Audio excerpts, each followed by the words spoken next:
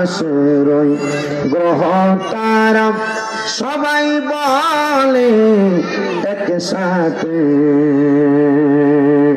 আল্লাহর জিকির নবীর দরদ মুক্তি দিবে সব পারে আল্লাহুম্মা সাল্লি আলা সাইয়্যিদিনা মাওলানা মুহাম্মদ ওয়া আলা আলি সাইয়্যিদিনা মাওলানা মুহাম্মদ। আজ ঈদ মিলাদুন নবীর মাহফিল চলতেছে, আজ ঈদ মিলাদুন নবীর মাহফিল চলতেছে। আনন্দে উল্লাসে সারা, আনন্দে উল্লাসে সারা জগৎ ভরেছে, আজ ঈদ মিলাদুন নবীর মাহফিল চলতেছে, আজ ঈদ মিলাদুন নবীর মাহফিল। আনন্দে উল্লাসে সারা জগৎ ভরেছে, আনন্দে উল্লাসে সারা জগৎ ভরেছে, আজ ঈদ মিলাদুন নবীর মাহফিল চলতেছে, আজ ঈদ মিলাদুন নবীর মাহফিল চলতেছে। পশু পাখি বৃক্ষলতা মানবার দানব নারীর সালাত বলে করতেছে উৎসব, পশু পাখি বৃক্ষলতা মানবার দানব নারীর সালাত বলে করতেছে উৎসব। ওই উৎসবের দুলনা দুলে, ওই উৎসবের দুলনা দুলে নূরের বাতাসে, আজ ঈদ মিলাদুন নবীর মাহফিল চলতেছে, আজ ঈদ মিলাদুন নবীর মাহফিল চলতেছে। আনন্দে উল্লাসে সারা, আনন্দে উল্লাসে সারা জগৎ ভরেছে, আজ ঈদ মিলাদুন নবীর মাহফিল চলতেছে। আর শুকর ছিল কলম চাঁদ সিতারা, নবী পাইয়া মনের সুখে হইয়া তোহারা। আর শুকর ছিল কলম চাঁদ সিতারা, নবী পাইয়া মনের সুখে হইয়া তোহারা। ওর গিলমানে ফেরেশতা গনে নাচে উল্লাসে, ওর গিলমানে ফেরেশতা গনে নাচে উল্লাসে, আজ ঈদ মিলাদুন নবীর মাহফিল চলতেছে, আজ দয়াল নবীর আগমনের মাহফিল চলতেছে।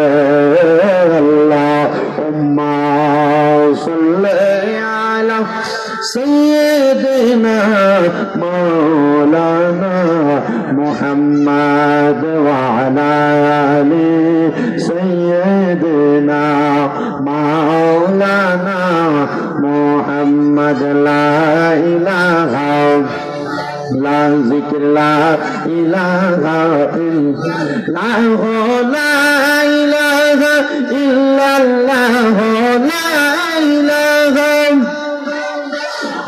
লা ইলাহা ইল্লাল্লাহ, হাসবি রব্বি জাল্লাল্লাহ, মা ফি কলবি গায়রুল্লাহ। নূর মুহাম্মদ সাল্লাল্লাহু পড়ি, নূর মুহাম্মদ সাল্লাল্লাহু, লা ইলাহা ইল্লাল্লাহ, লা ইলাহা লা ইলাহা লা। বন্ধু নামাজ রোজা ছাইরো না, মা বাবার খেদমত ছাইরো না, আমার নবীর গৌরব হইল না, আমার নবীর গৌরব হইল না, নবীও তোমায় বলবে না। লা ইলাহা ইল্লাল্লাহ, লা ইলাহা ইল্লাল্লাহ, মুহাম্মাদুর রাসূলুল্লাহ সাল্লাল্লাহু আলাইহি ওয়াসাল্লাম। আল্লাহুম্মা আমিন। আল্লাহ আল্লাহুম্মা আমিন। আলহামদুলিল্লাহি রাব্বিল আলামিন। আসসালাতু ওয়াসসালামু আলা রাসূলিহিল কারীম। রব্বানা যালামনা আনফুসানা ওয়া ইল্লাম তাগফির লানা ওয়া তারহামনা লানাকুনান্না মিনাল খাসিরিন। রব্বুল আলামিন,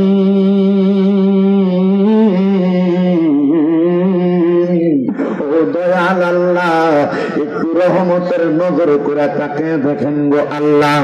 এই কুমিল্লা শহরের প্রাণকেন্দ্র কাটাবিল হযরতে মুহাম্মদ আলী তেগি বকশী রহমতুল্লাহ আলাইহি মাজার শরীফ গলি প্রাঙ্গণে মহান পাকে পাঞ্জাতন আলাইহিমুস সালাম এর স্মরণে মহাপবিত্র ঈদে মিলাদুন নবী সাল্লাল্লাহু আলাইহি ওয়াসাল্লাম উপলক্ষে বাৎসরিক ওয়াজ ও দোয়ার মাহফিল সাজায়া আজকে এই কাটাবিল এলাকার মধ্যে আমার সঙ্গে কতগুলা দাড়ি পাকা মুরব্বী বাবারা, যুবক নওজোয়ান ভাইয়েরা, ছোট্ট ছোট্ট মাসুম বাচ্চারা, পর্দার অন্তরালের মা বোনেরা, আপনি আল্লাহর শাহিন শাহী পাক দরবারে গুনাহগার কাঙ্গালের বেশি দুইটা হাত বাড়াইছে।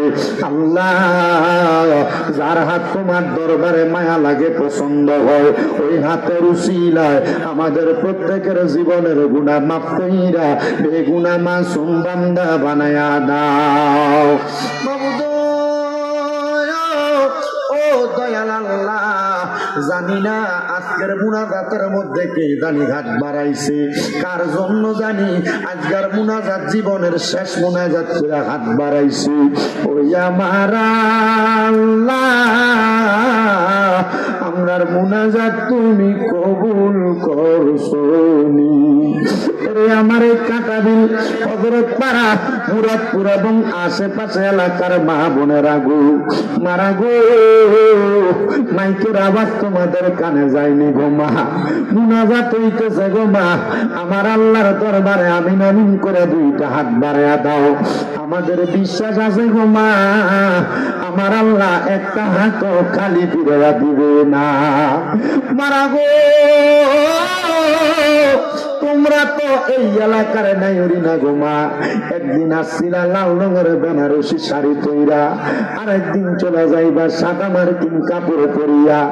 মারা গো, দুনিয়ার কাজকর্ম বন্ধ করে দিয়া তাড়াতাড়ি তোমার ঘরের একটা কন্যারের মধ্যে নামাজের মুসল্লাটা বিছাইয়া আল্লাহর দরবারে আমিন আমিন করে দুইটা হাত বাড়াইয়া দেয় গো মা। আমাদের বিশ্বাস আছে গো মা, আমার আল্লাহ একটা হাতও খালি ফিরাইয়া দিবে না। এর কাটাবিল এবং আশেপাশে এলাকার ভাই বাবারা, কিরে ভাই, মাইকের আওয়াজ তোমাদের কানে যায়নি রে ভাই, মুনাজাত হইতেছে রে ভাই। তোমরার মতো কত ভাই বাবারা জানি এই হাবির পুকুর পাড়ের গোরস্থানে মুর্দা লাশ শুয়া শুয়ার হয়েছে, আজকের মুনাজাত তার নসিবে হইছে না। বাইরা রে,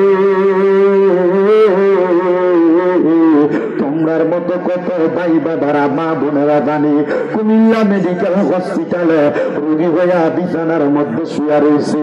আমার আল্লাহ দয়া কইরা মায়া কইরা আজকের জান্নাতের বাগানে আমরা বান্দাদেরকে বসাইছে। বাইরে অল্প কিছুক্ষণ সময়ের জন্য জান্নাতের বাগানে বইসা আমার আল্লাহর মুনাজাতে আমিন আমিন কইরা ডাক দাও। আমরার বিশ্বাস আছে রে, আমার আল্লাহ একটা হাতও খালি ফিরাইয়া দিবে না। আল্লাহ, আজকের মুনাজাতের মধ্যে কারা জানি হাত বাড়াইছে, কোন সন্তানের জানি জগতের মধ্যে বাবা নাই। আইরে বাবা, যেই বাবার বাবা করে ডাকলে কলিজা ঠান্ডা হইয়া যায়, যেই বাবা রিক্সা চালাইয়া মাটি কাইটা মাথার গাম পায়ে ফালাইয়া পরের বাড়িতে বদলার কাজ করে সন্তানরে মানুষের মতো মানুষ করার জন্য আব্বা নিজের রক্তের পানি বানাইছে গো আল্লাহ। এমন আব্বা যাদের অন্ধকার কবরের বাসিন্দা, এমন আব্বার কবরে তুমি আর আযাব দিও না। দয়াল রে, ফরিয়াদ তোমার দরবারে গো আল্লাহ। কে জানি হাত বাড়াইছে, কার জানি জগতের মধ্যে মা নাই। আরে মা,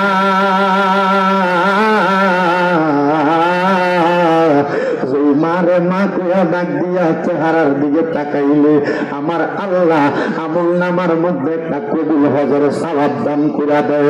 আল্লাহ তোমার কোন বান্দা জানি আলিয়া কাটাবিল হযরতে মুহাম্মদ আলী থেকে বক্সি মাজার শরীফ গলির মাহফিলে আল্লাহ পাক পঞ্জাতনের স্মরণে মিলাদুন নবীর মাহফিলে আম্মা হারায়া আব্বা হারায়া হাত বাড়ায়া দিতে গো আল্লাহ তাদের আম্মা আব্বার কবরে আযাব দিও না মরিয়া গিয়াছেন আল্লাহ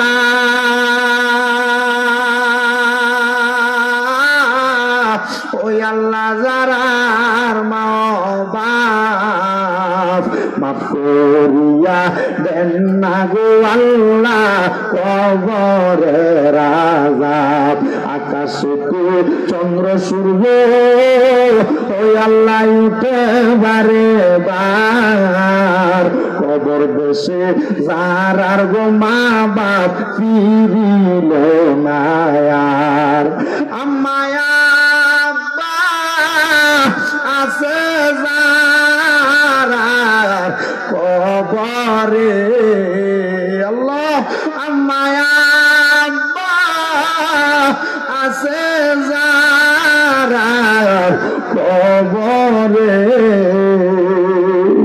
রাখিয়েন গো নূর নবীর খেদমতে আল্লাহ যাদের মা বাবা কবরে তাদের পক্ষ থেকে মাফ চাই আম্মা আব্বার কবর নাজাতের ফয়সালা করো আল্লাহ যাদের মা বাবা বেঁচে আছে হায়াতে তৈয়বা নসিব করে দাও যাদের আম্মা আব্বা অসুস্থ আম্মা আব্বারে পরিপূর্ণ সুস্থতার নিয়ামত দান করো বিশেষ করে আজকে 4 মাসের উপর হয়ে যায় আমার আম্মা জান অসুস্থ অবস্থায় আছে আল্লাহ আপনার দরবারে মাফ চাই আপনি আমার আম্মা জানকে শেফা আদনা কামেলা নসিব করে দেন আল্লাহ বিশেষ করে মদিনার গোলাম যুব সংগঠন প্রবাসী বন্ধু মহল এই কাটাবিলের সংগঠনের যারা যারা মাহফিলের মধ্যে টাকা দিয়া পয়সা দিয়া শ্রম দিয়া বুদ্ধি দিয়া পরামর্শ দিয়া মাইক দিয়া লাইট দিয়া প্যান্ডেল দিয়া সম্মানিত মিডিয়ার বাইরে শ্রোতা মণ্ডলীরা আল্লাহ বিশেষ করে তাবারুকের জন্য পর্যন্ত টাকা পয়সা দিয়া সহযোগিতা করেছে তাদের প্রত্যেককে তোমার দরবারে সুপর্দ করলাম তুমি কবুল মঞ্জুর করে নাও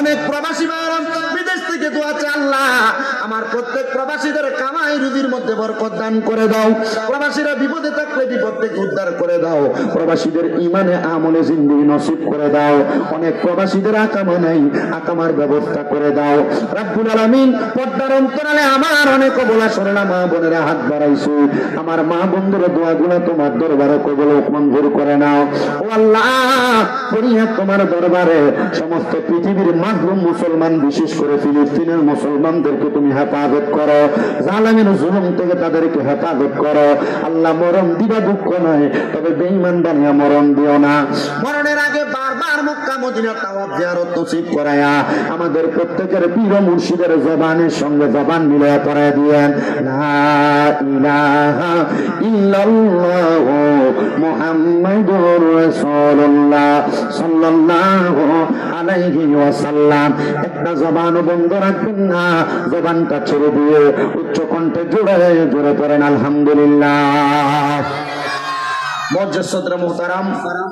এই কাটাবিলের মদিনার গোলাম যুব সংগঠন প্রবাসী বন্ধু মহল কর্তৃক আয়োজিত মহান পাক পাঞ্জাতনের স্মরণে মহাপবিত্র ঈদ মিলাদুন নবী সাল্লাল্লাহু আলাইহি ওয়াসাল্লাম উপলক্ষে বাৎসরিক ওয়াজ ওয়ার মাহফিলের সম্মানিত প্রধান অতিথি ফকির কুতুব শাহ আশরাফিয়া দরবার শরীফের গদিনিশিন পীর সাহেব হযরত শাহজাদা তাসাউফ শাহ আশরাফি আল কাদেরী মাদ্দাজিল্লাহুল আলী বারাকাল্লাহু ফি হায়াতি আল্লাহ হুজুরের হায়াতে বরকত দান করুন সবাই পড়ি আমিন মাহফিলের সম্মানিত প্রধান বক্তা ইসলামী আলিয়া কামিল মাদ্রাসার সম্মানিত আরবি প্রভাষক বাতিলের আতঙ্ক সুন্নিয়তের অতন্দ্র প্রহরী মুফতি হাফেজ মাওলানা আমিনুল ইসলাম আকবরী আল কাদেরী সাহেব মাহফিলের সম্মানিত আলোচক আপনাদের কাটাবিল জামে মসজিদের ইমাম ও খতিব হাফেজ মাওলানা ইউসুফ রেজা আল কাদেরী সাহেব বিশেষ করে সামা কাওয়ালি পরিবেশন করবেন শুধু ঢাকা থেকে আগত জাহাঙ্গীর কাওয়াল সাহেব মাহফিলের সম্মানিত সভাপতি মোহাম্মদ আশিকুর রহমান আশরাফি সাহেব মাহফিলের সম্মানিত সার্বিক সহযোগী মোহাম্মদ ফয়সাল আশরাফি সাহেব সহ আমার সামনে বসে থাকা সকল মুরব্বী বাবারা যুবক নওজোয়ান ভাইরা ছোট ছোট মাসুম বাচ্চা পর্দানশী মা বোনেরা সবাই আল্লাহ তাআলার শুকরিয়া আদায় করে মুহাব্বতের আওয়াজে এক বাক্যে জোরে সরে পড়ি আলহামদুলিল্লাহ। আপনারা বলেন আজকের জান্নাতের বাগানে আসতে পেরে বসতে পেরে আমরা সবাই খুশি না বেজার? মোহাম্মতের আওয়াজে বলেন খুশি না বেজার? আমি বিশেষ করে কাটাবিল এলাকার যে মহিলারা রাস্তার মধ্যে আছেন, মাহফিলের সামনে যারা দাঁড়িয়ে আছেন, আপনারা তাড়াতাড়ি বাড়িতে চলে যান। কারণ এই মাহফিল করার উদ্দেশ্য হলো আল্লাহ তাআলা আমাদেরকে এই মাহফিলের উদ্দেশ্যে, মাহফিলের কারণে নাজাত দান করবেন। বলেন কি দান করবেন? নাজাত দান করবেন, প্লাস হেদায়েত দান করবেন। তো যদি মহিলারা ব্যাপারটা ঘুরে মাহফিলের সামনে এসে দাঁড়িয়ে থাকে, এটা কি হেদায়েত হবে? কথা কম হেদায়েত হবে? এজন্য আমি সব মা বোনদেরকে বলবো, এই মাহফিলের চাইতে আপনাদের জরুরি পর্দা করা। আপনারা অতি দ্রুত পর্দার আড়ালে চলে যাবেন। মাহফিলের বয়ান এখন থেকে ধারাবাহিকভাবে চলবে। আপনারা বলেন আজকে মিলাদুন নবীর মাহফিল হচ্ছে, আমরা সবাই কি খুশি না বেজার? আমাদেরকে আগে জানতে হবে পবিত্র ঈদে মিলাদুন নবী এটা আমরা কেন পালন করি, এটা পালন করার কারণ কি, আর এই ঈদে মিলাদুন নবী শব্দটার মানে কি? কারণ এখন সোশ্যাল মিডিয়ার মাধ্যমে, ইন্টারনেটের যে যুগ আসছে, ফেসবুক, ইউটিউব সহ বিভিন্ন মিডিয়ার মাধ্যমে বহু মৌলবী সাহেবরা ঈদে মিলাদুন নবীকে বেদাত বলে, ঈদে মিলাদুন নবীকে বেদাত বলে, নাজায়েজ বলে, এবং এটাকে কোরআন সুন্নাহর বহির্ভূত একটি কাজ মনে করে। কিন্তু না, এটা কোরআন সুন্নাহর বহির্ভূত কোনো কাজ নয়। কাটাবিল এলাকার মদিনার গোলাম যুব সংগঠনের ভাইয়েরা, প্রবাসী বন্ধু মহল, এই সংগঠনের ভাইয়েরা যে জান্নাতের বাগান মাহফিল সাজিয়েছেন, তাদের কপাল বড় ভাগ্য, বড়ই খুশনসিব। এই জান্নাতের বাগান মাহফিল করে তারা নবীজির শাফাআতের অধিকারী হয়েছে। সবাই জবান খুলে পড়ি সুবহানাল্লাহ। গভীর মনোযোগ দিবেন। পবিত্র ঈদে মিলাদুন নবী সাল্লাল্লাহু আলাইহি ওয়াসাল্লাম, এই ঈদ শব্দটার অর্থ হলো খুশি।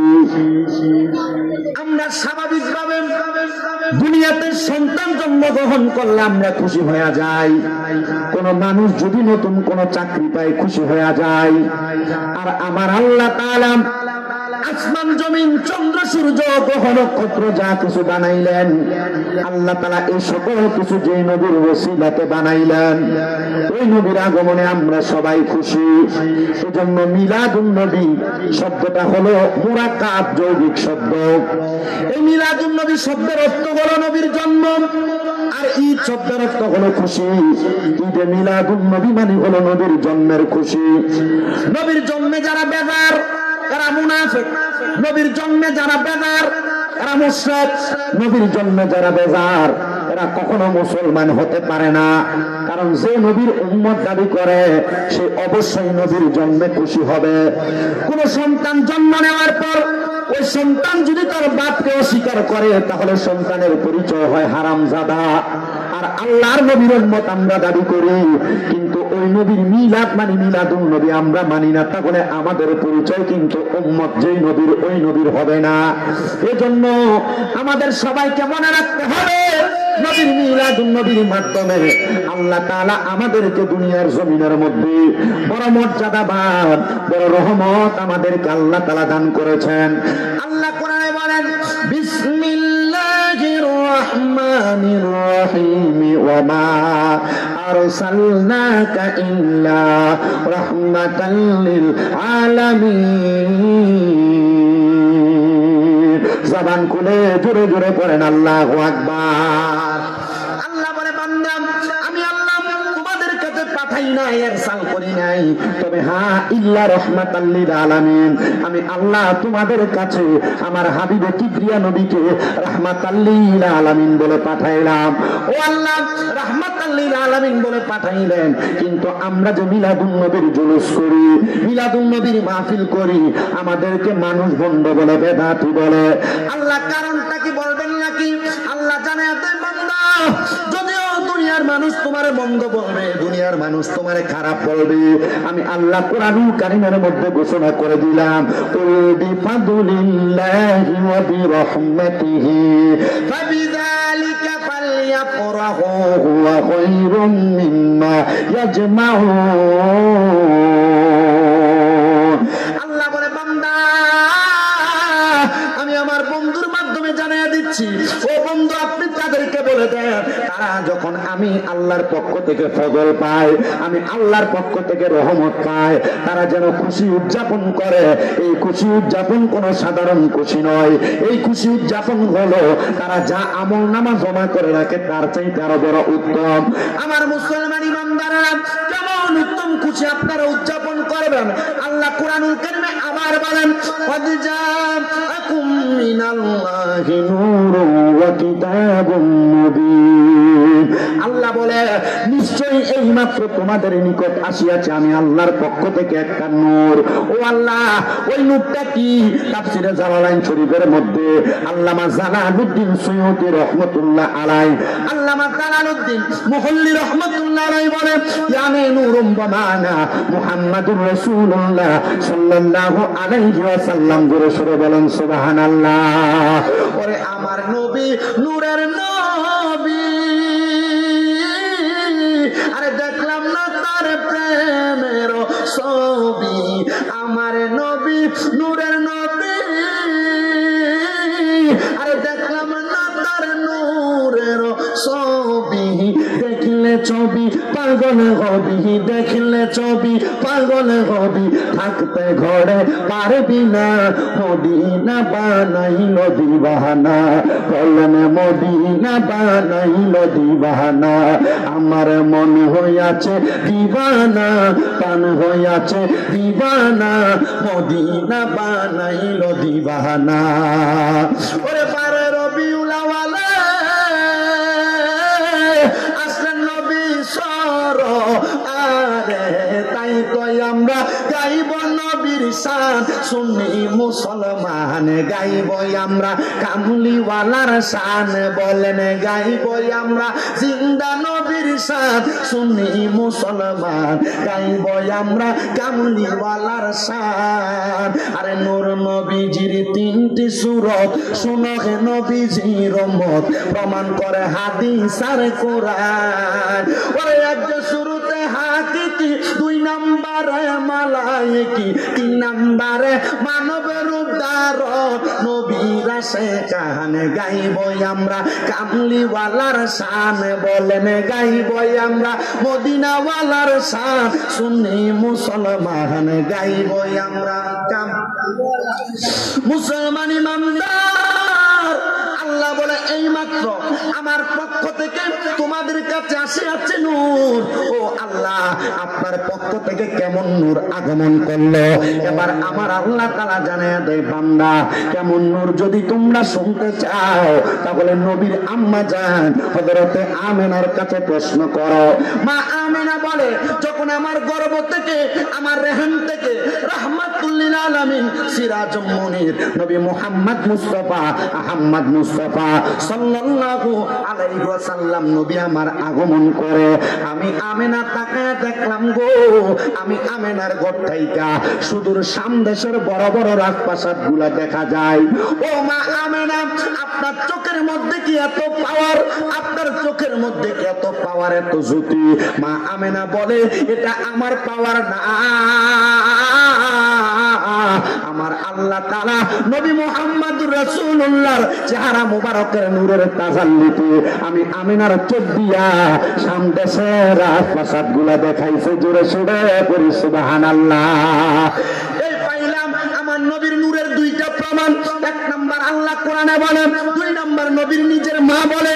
এবার আমার নবীর কলিজার টুকরা স্ত্রী হযরতে আবু বকর সিদ্দিকের কলিজার টুকরা কন্যা আম্মা জান আয়েশা সিদ্দিকা রাদিয়াল্লাহু তাআলা আনহা বলে, জগতের মানুষ, আমি আয়েশা সিদ্দিকা আমার ঘরের মধ্যে একদিন সন্ধ্যা ওয়াক্ত হয়ে গেছে, আমি আমার ঘরের মধ্যে সুই দ্বারা কাপড় সেলাই করতেছি।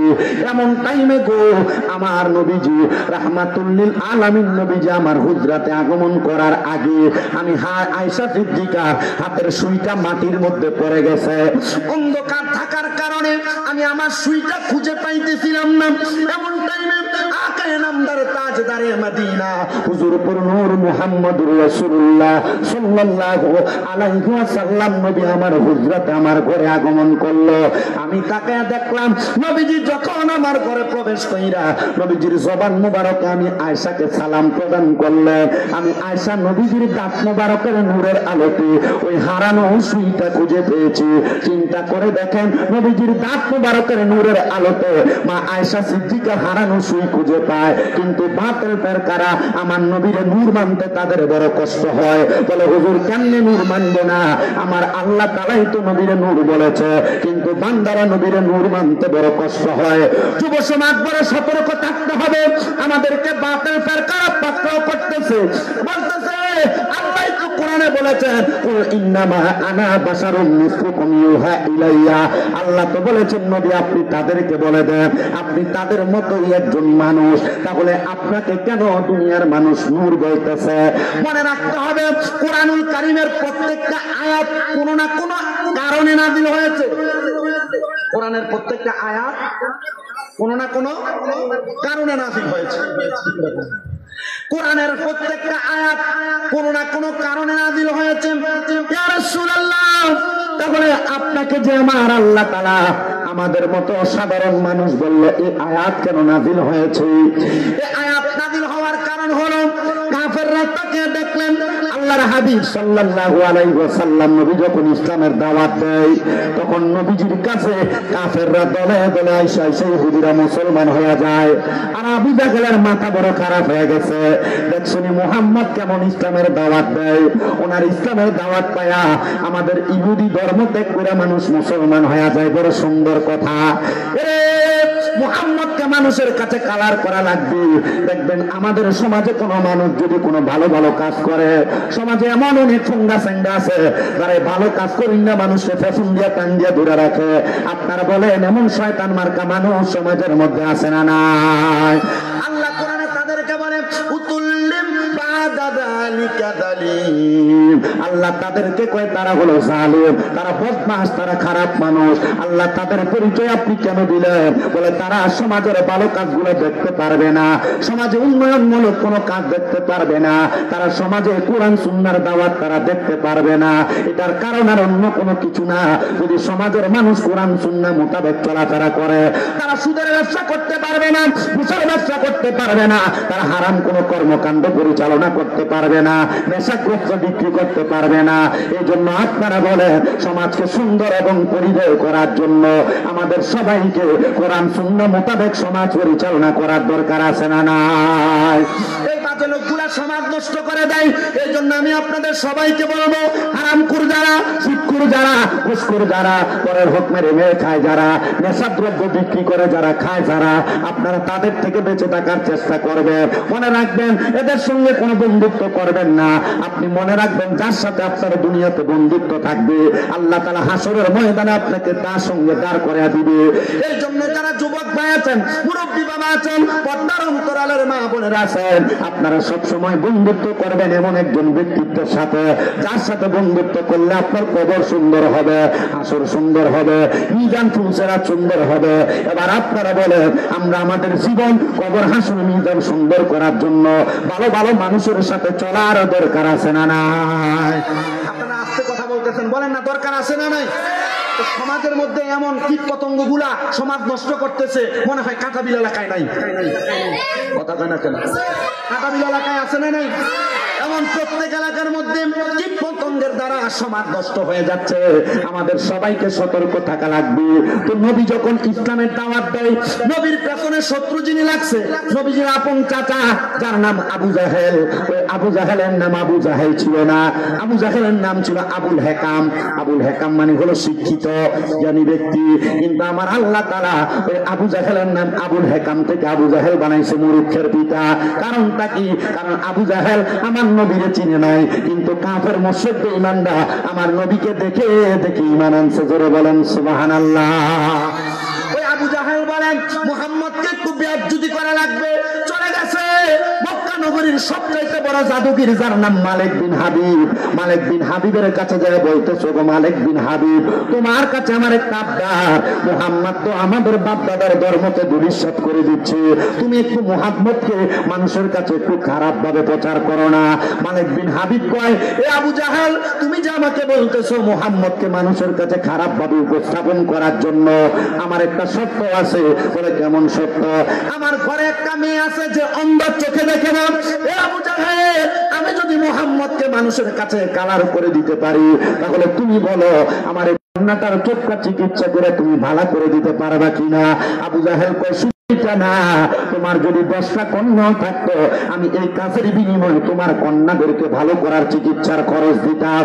হাবিব বিন মালিক রাজি হয়ে গেছে। মক্কার বড় জাদুগীর হাবিব বিন মালিক ডাক দিয়ে কই, জগতের মানুষ, আমি আবার আমার হাতের মুঠের মধ্যে অনেকগুলা পাথর নিলাম। পাথর নিয়ে আল্লাহর হাবিব মুহাম্মদুর রাসূলুল্লাহর কাছে যা প্রশ্ন করলাম, ইয়া মুহাম্মাদা, আপনি বলেন তো আমার হাতের মধ্যে কি? আপনি যদি সত্য নবী হন, আপনি যদি হক নবী হন, আপনি যদি আল্লাহ তাআলার প্রতিনিধি হন, তাহলে আপনি বলতে পারবেন আমার হাতের মধ্যে কি? আমার নবী ডাক দিয়া কয়, হাবিব বিন মালিক গো, আমি বলবো নাকি তোমার হাতে যেটা আছে সেইটা বলবে? হাবিব বিন মালিক বলে, এটা কেমন কথা বলে? আমার হাতে কি আছে আপনি কিভাবে জানেন? আমার নবী বলে, হাবিব বিন মালিক গো, আমার আল্লাহ তাআলা আমি নবীকে গায়েবের খবর সম্পর্কে অবহিত করে দিয়েছেন। যত কিছু গোপন আছে আমার আল্লাহ তাআলা আমি নবীর মাধ্যমে প্রচার করেছেন। বলেন সুবহানাল্লাহ। করেছিলেন আল্লাহ গোপনের গোপন, নূরে মুহাম্মদী হইতে করিলেন সৃজন। ওরে জিন পরি ফেরেশতা সকল, জিন পরি ফেরেশতা সকল, নবীর নূর ফসিনা, নূরের নবী শুইয়া আছে সোনার মদিনা। মদিনা নূরের নবী শুইয়া আছে সোনার মদিনা। আপনাদের কি কষ্ট হচ্ছে? অসুবিধা হচ্ছে? একটু মুহাব্বতে নবীর শান গান না, হয়তো আল্লাহ তাআলা আমাদের সব গুনাহ আজকের মাহফিলে বিশিলা মাফ করে দিবে। একটু মুহাব্বতে বলেন, ওরে জারু সিলাই পয়দা হইনি, জারু সিলাই তারে কেন চিনি না, নূরের নবী শুইয়া আছে সোনার মদিনা। মদিনা নূরের নবী শুইয়া আছে সোনার। আর শুকুরসি লোহার কলম, আরে নূরে মুহাম্মদী হইতে করিলেন সৃজন। আরে আর শুকুরসি লোহার কলম, আরে নূরে মুহাম্মদী হইতে করিলেন সৃজন। আরে যিনি পরি ফেরেশতা সকল, যিনি পরি ফেরেশতা সকল, নবীর নূরের ফসিনা, নূরের নবী শুইয়া আছে সোনার মদিনা। মদিনা নূরের নবী শুইয়া আছে সোনার মদিনা। আরে জারু সিলাই পয়দা হইনি, জারু সিলাই পয়দা হইনি, তারে কেন চিনলি না, নূরের নবী শুইয়া আছে সোনার মদিনা। একটা জবান বন্ধ রাখবেন না, জবান খুলে জোরে পড়েন ইয়া রাসূলুল্লাহ। হাবিব বিন মালিক কয়, আল্লাহর নবী, এ মুহাম্মদুর রাসূলুল্লাহ, তুমি বলো আমার হাতে কি আছে? নবী উত্তর দেয়, হে হাবিব বিন মালিক, তুমি বলো, আমি বলবো না, তোমার হাতে যেটা আছে সেটা বলবি। আমার নবীজির প্রশ্নের জবাবে হাবিব বিন মালিক বলে, তাহলে বলো, বলতে বলো। হাবিব বিন মালিকের হাতের পাথরগুলা ডাক দিয়ে কয়, লা ইলাহা ইল্লাল্লাহু মুহাম্মাদুর রাসূলুল্লাহ সাল্লাল্লাহু আলাইহি ওয়াসাল্লাম। ধরে পড়েন মারহাবা। হাবিব বিন মালিক বলে, মুহাম্মদ তুমি তো আমার থেকে বড় জাদুগীর। নাউজুবিল্লাহ বললেন না? মনে রাখবেন আপনারা যারা এখানে আছেন, নবীদের দ্বারা যদি কোনো অলৌকিক ঘটনা ঘটে, এইটাকে হাদিস শরীফের ভাষায় বলে মুজিজা। কি বলে? আপনি বলতেছেন যুব সমাজ যারা, আপনারা একটু মনোযোগ দেন। কেন দিবেন? কারণ বর্তমানে বাতিল ফেরকা এমন ভাবে ভিড়তেছে, যখন কোনো বাতিল ফেরকার কাছে আপনি এই ঘটনা বলবেন, তখন এরা বলবে এগুলো তো বানানো কথা, এগুলো বানোয়া, এগুলোর কোনো দলিল নাই। তখন আপনি তারা বলবেন আপনি মনে হয় জানেন না, নবীদের দ্বারা এমন কোন অলৌকিক ঘটনা ঘটলে এটাকে মুজেজা বলে, আর মুজেজা হলো নবীদের শান। সুবহানাল্লাহ। আর কোন আল্লাহর ওলিদের দ্বারা, বলেন কাদের দ্বারা? আল্লাহর ওলিদের দ্বারা যদি কোনো এমন অলৌকিক ঘটনা ঘটে তাহলে সেইটাকে বলে কারামত। বলেন কি বলে? আল্লাহর ওলিদের দ্বারা কোনো অলৌকিক ঘটনা ঘটলে কারামত, নবীদের দ্বারা ঘটলে মুজেজা। আমার নবীজি শুধু বলছে হাবিব বিন মালিক, আমি বলবো না, হাতেরটা বলবে। বলে হাতেরটাকে বলতে বলো। হাতেরটা বলছে যে হ্যাঁ, মুহাম্মাদুর রাসূলুল্লাহ সাল্লাল্লাহু আলাইহি সাল্লাম হলো আল্লাহ তাআলার নবী। সুবহানাল্লাহ। আর জোরে সুবহানাল্লাহ বললেন। হাবিব বিন মালিক ডাক দিয়ে বলে, মুহাম্মদ তুমি তো আমার থেকে বড় জাদুগির। আমার নবী বলে, না রে না, ও হাবিব বিন মালিক, আমি জাদুগির না, আমি হলাম আল্লাহ তাআলার একজন পয়গম্বর নবী। বলে বুঝতে পারলাম আপনি নবী, তবে আপনার কাছে আমি জানতে চাই আপনি যে নবী, আপনি কিভাবে এটা করলেন? বলে আল্লাহ তাআলা কুদরতে করাইছেন। আমার নবী ডাক দিয়ে কয়, হাবিব বিন মালিক, তুমি যে আমি নবীকে শরম দেওয়ার জন্য, লজ্জা দেওয়ার জন্য আসছো, তোমার ঘরে একটা মেয়ে আছে, অন্ধ, চোখে দেখে না। হাবিব বিন মালিক বড় অবাক হয়ে গেলেন। বলেন আমার ঘরে যে মেয়েটা অসুস্থ, চোখে দেখে না, আপনি কিভাবে বুঝলেন? বলে আমি নবী, আল্লাহ তাআলা আমাকে জানার মতো ক্ষমতা দিয়েছেন। জোরে সরে পড়েন সুবহানাল্লাহ। ডাক দিয়ে বলেন, এ হাবিব বিন মালিক, তুমি বলো, তুমি যদি চাও আল্লাহ তাআলার কুদরতে আমি এই মুহূর্তে তোমার কন্যা সন্তানের চক্ষু দান করতে পারি। হাবিব বিন মালিক ডাক দিয়ে বলতেছে, হ্যাঁ আপনি আমার কন্যা সন্তানের চোখটা ভালো করে দেন। আমার নবীজি বলেন, হাবিব বিন মালিক তুমি তাড়াতাড়ি তোমার বাড়িতে যাও। হাবিব বিন মালিক বলেন, বাড়িতে যাওয়ার সাথে সাথে দেখলাম আমার কন্যা সন্তান চোখে দেখে, আর আমি আব্বাজানকে বাবা বলে ডাকবো। মক্কার বড় জাদুগিরটা আমার নবীর কাছে এসে বলে, ইয়া মুহাম্মাদা, আপনি এই মুহূর্তে আমাকে জবান দিয়ে পড়ায়া দেন কালেমা তাইয়্যিবা লা ইলাহা ইল্লাল্লাহু মুহাম্মাদুর রাসূলুল্লাহ সাল্লাল্লাহু আলাইহি ওয়াসাল্লাম। এবার আপনারা বলেন, হেদায়েত দেওয়ার মালিক কে? আল্লাহর নাম নিলে গুণ হইব? আপনাদের এখানে এতগুলা মানুষ আছেন, প্যান্ডেল ভর্তি, এটা কি মানুষ জানে বাহিরে? দোকানপাট হয়েছে, এতটা কি বুঝে? তাহলে বলেন আপনারা, হেদায়েতের মালিক কে? আল্লাহ চাইলে হেদায়েত দিতে পারে কি পারে না? তাহলে ওই আল্লাহকে ডান হাত তুলে ডাক দেন আল্লাহ, জবান খুলে ডাক দেন আল্লাহ। আল্লাহ কিভাবে হেদায়েত দেয় আরেকটা ছোট্ট ঘটনা শোনাই। আপনাদের যদি কষ্ট না হয়, আমি আমার বয়ানটা এই ঘটনার মাধ্যমে আপনাদেরকে বোঝায় দেওয়ার চেষ্টা করব। যেহেতু মাহফিলে আরো আলোচক আছে, আমাকে বলছে মিলাদুন নবীর বয়ান করার জন্য। আমি মিলাদুন নবীর অল্প একটু কথা বলে আমি আমার ওয়াজটা নবীর শান ও আজমতের দিকে আনলাম। কিন্তু আমরা যদি একটু হেদায়েতের বয়ান না করি, আমাদের সমাজ ধুলিস্যাৎ হয়ে যাবে, পানির সাথে মিশে যাবে। এবার আপনারা বলেন, আমাদের সবার হেদায়েতের দরকার আছে না নাই?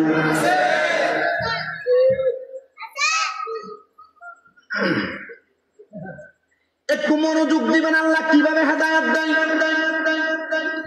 হযরতে সুলতান মাহমুদ গজনবী রাহমাতুল্লাহ আলাইহি, গজনবের বড় বাদশা সুলতান মাহমুদ গজনবীর একটা স্বভাব ছিল, উনি সব সময় 5 ওয়াক্ত নামাজের পাশাপাশি তাহাজ্জুদ নামাজ পড়তেন। কি নামাজ? আজকের মাহফিলটা যেই গলিত হচ্ছে, হযরত মুহাম্মদ আলী তেগি বকশিয়া দরবারের অত্যন্ত বড় একজন আশেক। আপনারা বলেন, ওনাদের জীবনে তাহাজ্জুদের নামাজ আছে না নাই? আজকের মাহফিলে আপনারা প্রধান অতিথি বানাইছেন ফকির কুতুব শাহ সাদিয়া দরবারের পীর সাহেব হুজুর। আপনারা বলেন, ফকির কুতুব শাহ সাদির জীবনে তাহাজ্জুদের নামাজ আছে না নাই? ওসে মাঝবান্ডারের বায়াত যারা, তাদের জীবনে তাহাজ্জুদের নামাজ আছে না নাই? শাহিন শাহ আব্দুল্লাহ গাজীপুরি, কুমিল্লার বাদশা, কুমিল্লার শহর কুতুব, ওনার জীবনে তাহাজ্জুদের নামাজ আছে। শুধু তাই নয়, শাহপুর দরবারে শরীফের যিনি ডক্টর হাম্মদ পেয়ারা বাগদাদি হুজুর কেবলার জীবনে তাহাজ্জুদের নামাজ আছে। পানুয়া দরবারের খজনতে আবু আহমদ শাহ কেবলা কাবা, তাদের জীবনে তাহাজ্জুদের নামাজ আছে। হযরত শাহজালাল ইয়ামিনী, শাহ কোরআন জালালী, তাদের জীবনে তাহাজ্জুদের নামাজ আছে। শুধু তাই নয় রে মুসলমান, আপনারা যত আল্লাহর ওলি দেখতে পান, প্রত্যেক আল্লাহর ওলিদের জীবনে তাহাজ্জুদের নামাজ আছে। এক মাসে কাজম পিছে হুজুরকে প্রশ্ন করা হয়, হুজুর আপনি রাতে বেশিক্ষণ ঘুমান না, আপনি রাতের 3 ঘন্টা সময় মাত্র ঘুমানের বেশি ঘুমান না, হুজুর আপনি সারা রাত্র নামাজের মুসল্লার মধ্যে বসে বসে কি করেন?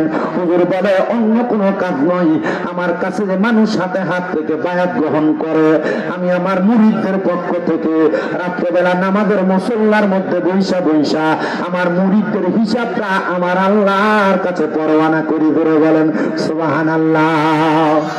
বড় বাদশা ছিলেন সুলতান মাহমুদ গজনবী। তিনি বলেন, ও জগতের মানুষ শোনো, আমি সুলতান মাহমুদ গজনবী তাহাজ্জুদের নামাজ পড়ার জন্য একদিন গভীর রজনীতে আমি বের হয়ে গেলাম আমার রাজপ্রাসাদের সামনে নালার মধ্যে, নদীর মধ্যে ওযু করার জন্য। সুলতান মাহমুদ গজনবী বলেন, আমি নদীর মধ্যে ওযু করতেছি, এমন টাইমে দেখলাম নদীর ওই পারে 4 জন মানুষ দেখা যায়।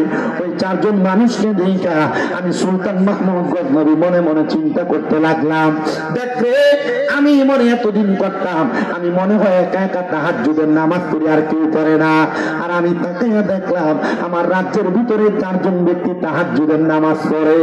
আর ওই 4 জন ব্যক্তি মনে মনে চিন্তা করেছে, আজকে আমরা সকল জায়গাতে চুরি করি, কিন্তু আজকে আমরা বড় একটা জায়গাতে চুরি করব। এটার অন্য কোনো জায়গা না, এটা হলো এই গজনব এলাকার বাদশা সুলতান মাহমুদ গজনবীর বাড়ি। এই 4 জন চিন্তা করে, দেখ আমরা 4 জন একসাথে আসছি চুরি করার জন্য, আর নদীর ওই পারে একটা বেড়া বসে আছে, মনে হয় সে একা একা আসছে, তার কত বড় সাহস। আসলে কি সুলতান মাহমুদ গজনবী চুরি করতে আসছে না তাহাজ্জুদের ওযু করতে? তাহাজ্জুদের। আপনারা মনে রাখবেন, সমাজের মধ্যে যেই ব্যক্তি যেমন তার চিন্তাধারা, যেই ব্যক্তি যেমন তার চিন্তাধারা।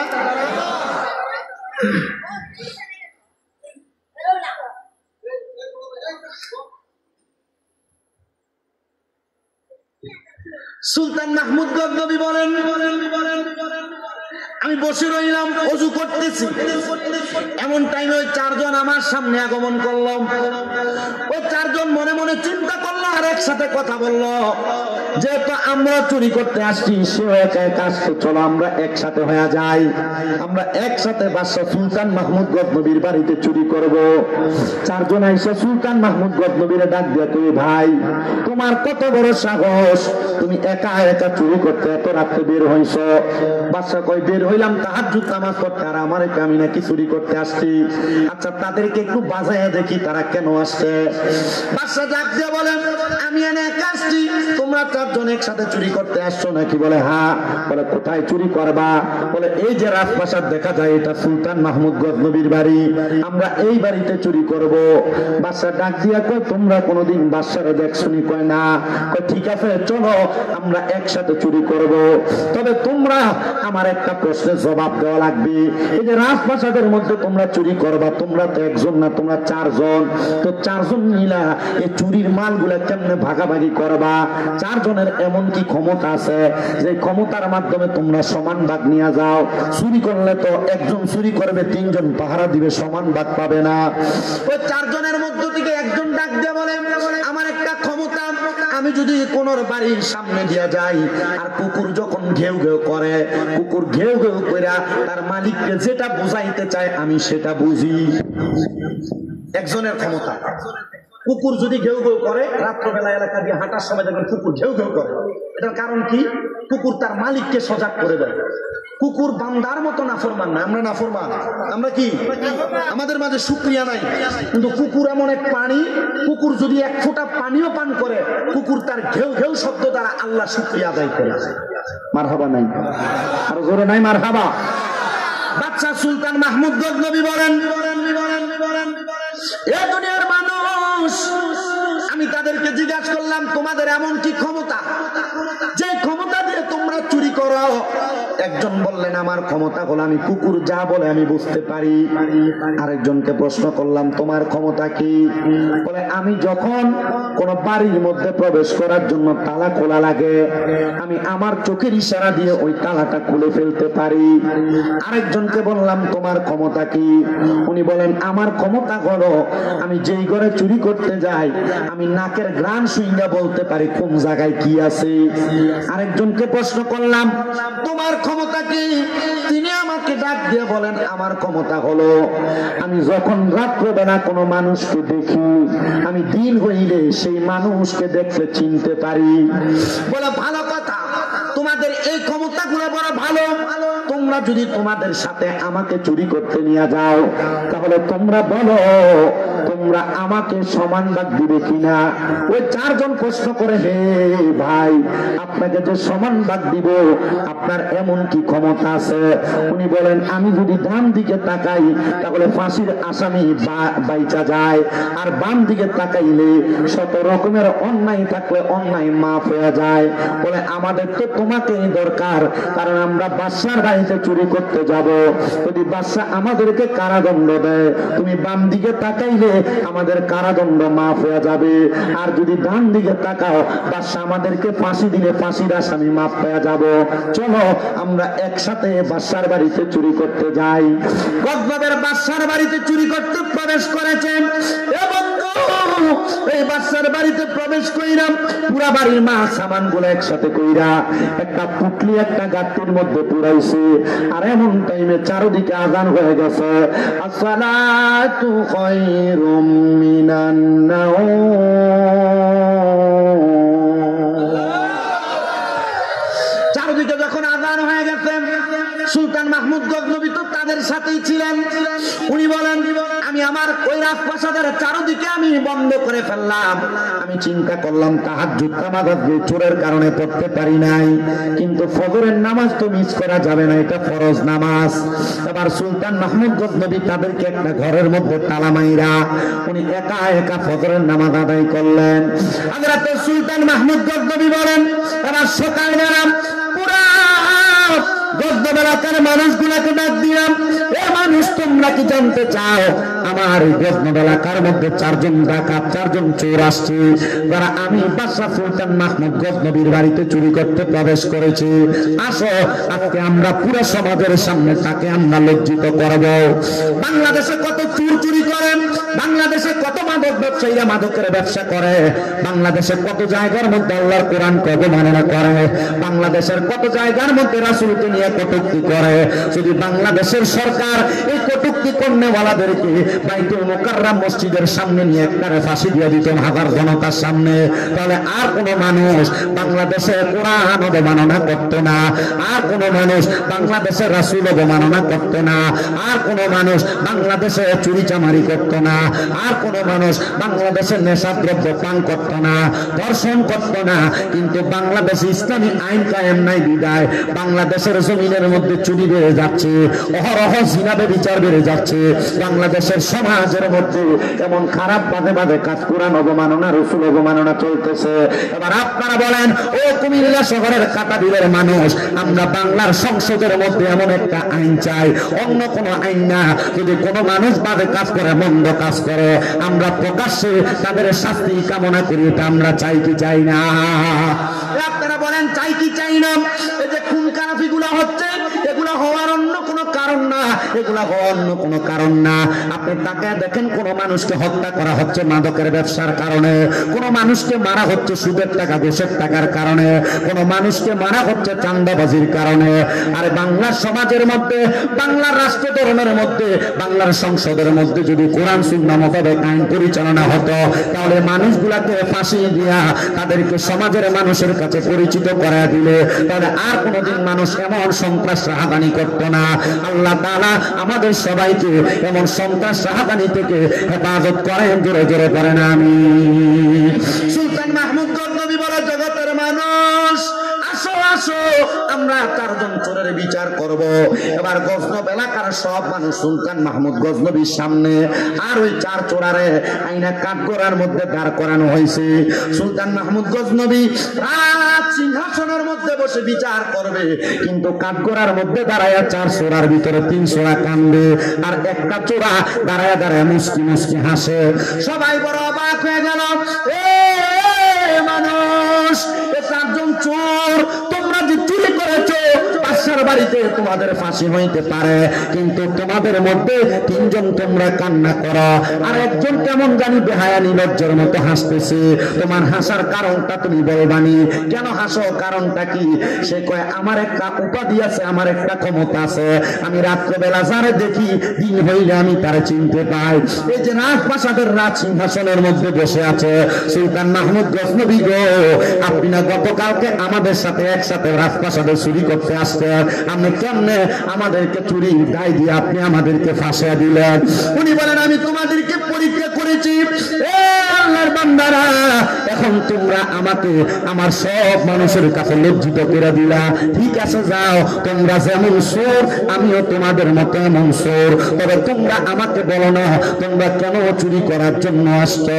ওনারা ডাক দিয়ে কয়, গজনবের বাদশাহ সুলতান মাহমুদ গজনবী গো, আমরা এমনি এমনি আসি নাই, আজকে 2 সপ্তাহ হয়ে গেছে আমাদের বোখারা এলাকার মধ্যে কোনো খানা নাই, কিন্তু বাইতুল মালের মধ্যে খানার কোনো অভাব নাই, কিন্তু বাইতুল মালে যে আমরা খাবার চাইছি আমাদেরকে খাবার দেয় নাই। ইসলামের প্রথম যুগে ইসলাম ধর্মের মধ্যে হযরত ওমর রাদিয়াল্লাহু তাআলা একটা আইন করেছে, কোন এলাকার মধ্যে যদি কোনো মানুষ ক্ষুধার্ত অবস্থায় থাকতে থাকতে মারা যায়, তাহলে ওই এলাকার কোন মানুষ যদি ক্ষুধার জ্বালায় চুরি করে, তাহলে ওই এলাকার বাদশার হাতটা দিয়ে তোমরা কাইটা দাও। বলে কারণ কি? বলে বাদশা যদি তার এলাকার প্রজাদের খবর নিত, তাহলে প্রজা কোনদিন না খায়া থাকতো না। বাংলাদেশের সমাজে এমন অনেক মেম্বার চেয়ারম্যান আছে, এমন অনেক প্রতিনিধি আছে যারা মানুষের গম চুরি করে, ডাল চুরি করে, আপনারা বলেন পিসিবির মাল চুরি করে, এবং সত্য সোনার বাংলাদেশে আছে না? না, গরিব মানুষ 10 টাকা কেজি চাল কিনা খাওয়ার জন্য আইন করে দেওয়া হয়েছে টিসিবির মাল, কিন্তু লক্ষ্য করে দেখা যায় সুন্দর প্যান্ট করা টাইওয়ালা মানুষের টিসিবির মাল নেয়। গরিব মানুষকে 10 টাকার চাল দিতে যায়, ওই চালটা আর গরিব মানুষের কাছে 10 কেজি দেয় না, 5 কেজি দিয়া বুঝ দিয়া দেয়, আর 5 কেজি করে করে জমায়া বাহিরের এলাকার মধ্যে বস্তা সালাম দেয়। আপনারা বলেন এমন চোরও আছে না? না, ওরে বিচার হবে কর্ম অনুসারে, কঠিন হাসরে বিচার হবে কর্ম অনুসারে। সমাজের এমন ডাল চোর, তেল চোর, চাউল চোর কম না বেশি? কিন্তু টিসিবির মাল বেচা হয় না? আপনার কথা বলেন, এই যে টিসিবির মালামাল বিক্রি হইতেছে, 10 টাকা কেজি 10 কেজি চাউল একটা মানুষ পাবে, কিন্তু 10 টাকা কেজি চাউল মানুষকে 5 কেজি দিয়ে বুঝ দেয়, আর 5 কেজি করে আলাদা করে রাইখা বাহিরে বস্তা সালাম দেয়। এমন চোর চোরটা আছে না?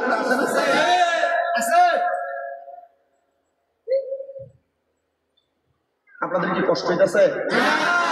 ওয়াজটা কি বুঝতেছেন? বাচ্চা তাদের সাথে চুরি করতে গেছেন, আসলে কি আসলে বাচ্চা চুরি করতে গেছে না তাদেরকে পরীক্ষা করতে? তো তারা 4 জন বলছে, বাচ্চা বাচ্চা, গতকালকে রাত্রে আমরা একসাথে চুরি করতে গেলাম, আর আজকে আপনি রাজ সিংহাসনে বৈশা আমাদেরকে আপনি ফাঁসি দেওয়ার জন্য আনলেন।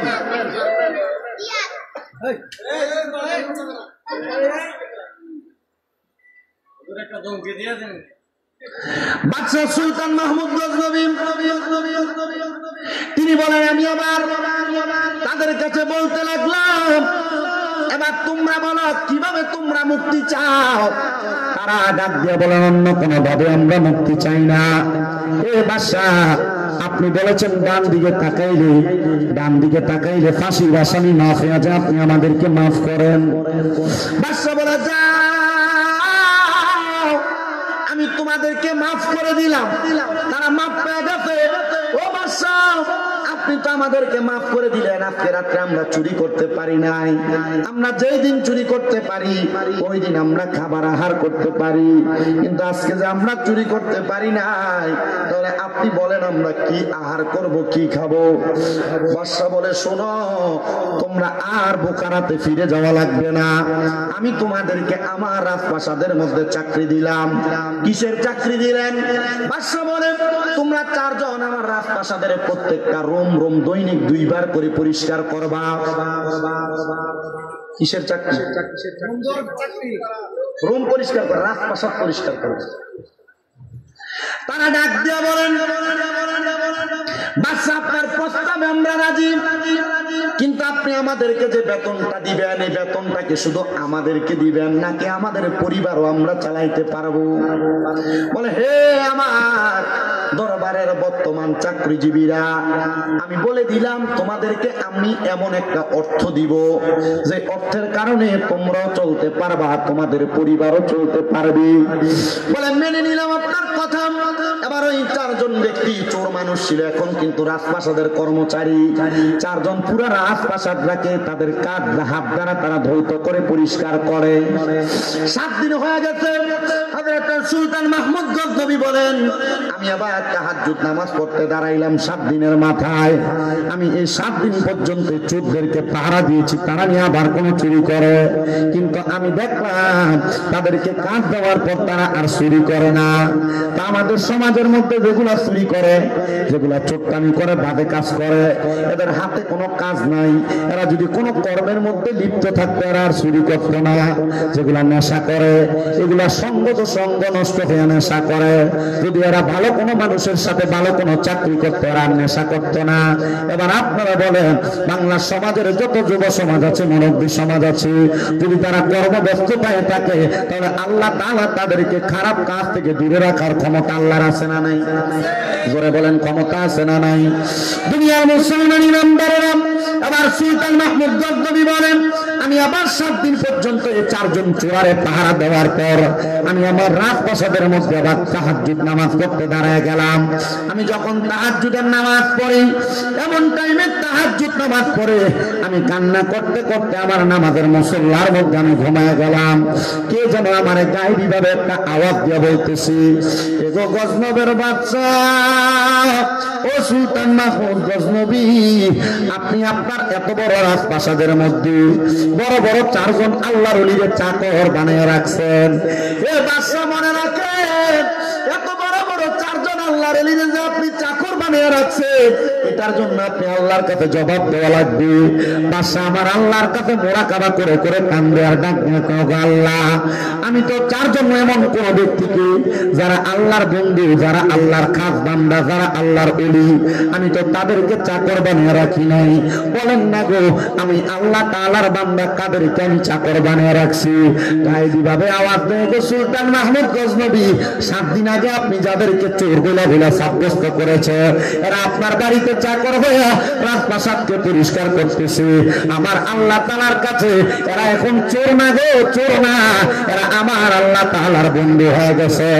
সুলতান মাহমুদ গজনবী ডাক দিয়ে, আল্লাহ, ও আল্লাহ, আপনি বলে যারা 7 দিন আগে চুরি করছে তারা 7 দিনের মধ্যে কেমনে আপনার বন্ধু হয়?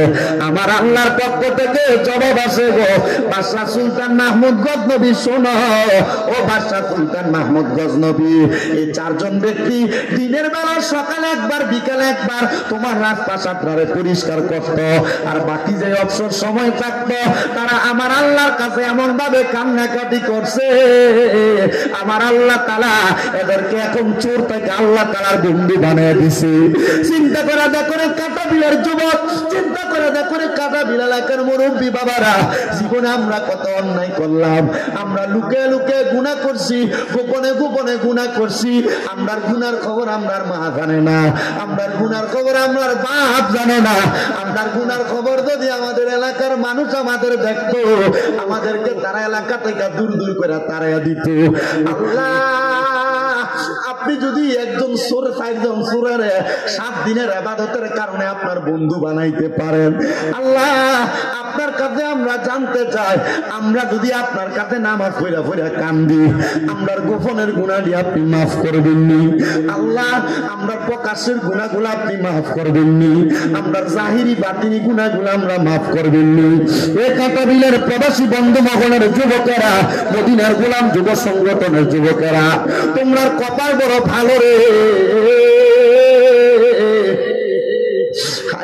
কাবিল হযরতে মুহাম্মদ আলী তেগি বকশী রহমাতুল্লাহ আলাইহি মাজার গলির মধ্যে তোমরা মিলাদুন নবীর মাহফিল সাজাইছো পাক পাঞ্জাতনের স্মরণে মাহফিল সাজাইয়া এলাকার মানুষের জীবনের গুনাহগুলো মাফ করানোর একটা রাস্তা তৈরি করে দিছো।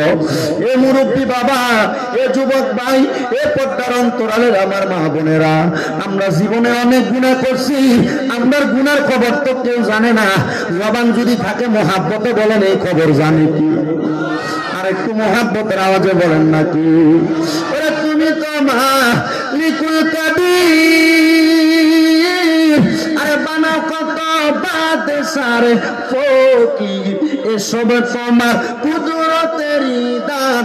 আল্লাহ পরওয়ার গুনাহ খাতা মাফ করো আমার, বলেন গুনাহ খাতা মাফ। আল্লাহ পরওয়ার গুনাহ খাতা মাফ করো আমার, কন্যা গুনাহ খাতা। আল্লাহ পরওয়ার গুনাহ খাতা মাফ করো আমার। আরে তোমার যত বান্দা আছে, নারী বলো পুরুষ বলো, ইবাদত করে যে তোমার। আরে নারী পুরুষ বান্দা যত তুমি আল্লাহ ক্ষমা করো, দয়া কইরা ক্ষমা করবেন দান। আল্লাহ পরওয়ার গুনাহ খাতা মাফ করো আমার, কন্যা গুনাহ খাতা। আল্লাহ পরওয়ার গুনাহ খাতা মাফ করো আমার। আরে না যাই না কইরাছি গুনাহ মাফ কইরা দাও সাইরা আব্বানা, তুমি সারা কেয়া সেই আমার আল্লাহ, তুমি সারা কেয়া সেই আমার। আরে তুমি যদি মাফ না করো যাইব আমরা কারো দারে, দয়া কইরা দয়া করবেন দান। আল্লাহ পরওয়ার গুনাহ খাতা মাফ করো আমার, বলেন গুনাহ খাতা। আল্লাহ পরওয়ার গুনাহ খাতা মাফ। যুবক ভাই, মুরব্বী বাবারা, জীবনে যেহেতু বড় গুনাহ করলাম, ওই গুনার জন্য আল্লাহ তাআলার কাছে ক্ষমা প্রার্থনা করা লাগবে। আল্লাহ আপনার কাছে জানতে চাই, আপনি আপনার বান্দাদেরকে কেমনে ক্ষমা করেন? আল্লাহ কয়, বান্দা যখন বান্দা দুনিয়াতে পূর্বে যত গুনাহ করেছে, সব গুনার কাজগুলা তার ভুল হয়েছে বলে স্বীকার করে, বান্দা পরবর্তীতে আবার গুনাহ করাকে ভয় পায়। কেমন ভয় পায়?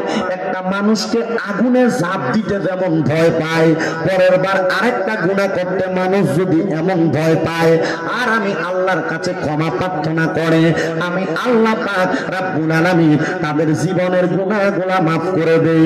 আসেন বাবারা, বন্ধুরা, আমরা জীবনের গুনাহগুলা মাফ করানোর জন্য চক্ষুটা বন্ধ করে দিয়ে কলবের দিকে খেয়াল করে মুহাব্বতের আওয়াজে আল্লাহ তাআলার একটু ইসমে জাতের জিকির করব, যে জিকিরের মাধ্যমে আল্লাহ তাআলা আপনার আমার জীবনের গুনাহগুলো মাফ করে দিবে।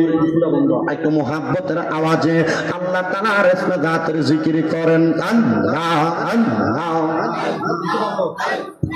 আল্লাহ আল্লাহ আল্লাহ আল্লাহ আল্লাহ আল্লাহ আল্লাহ আল্লাহ আল্লাহ আল্লাহ আল্লাহ। আইবো রবি আব্দুল কাদের আউলিয়ার শিরোমণি, মারহাবা। আল্লাহ আল্লাহ আল্লাহ আল্লাহ আল্লাহ। আইবো রবি আব্দুল কাদের আউলিয়ার শিরোমণি, মারহাবা। আল্লাহ আল্লাহ। তোমার এই নামের গুণে, তোমার এই নামের গুণে আগো হইয়া যাই পানি। আইব রবি আব্দুল কাদের আউলিয়ার শিরোমণি, মারহাবা। আল্লাহ আল্লাহ আল্লাহ আল্লাহ আল্লাহ। ভক্তের বিপদ হইলে পূর্বে তুমি পশ্চিমে, ভক্তকে বাঁচাও গো গাউস তোমার নিজ গুণে, মারহাবা। আল্লাহ আল্লাহ আল্লাহ।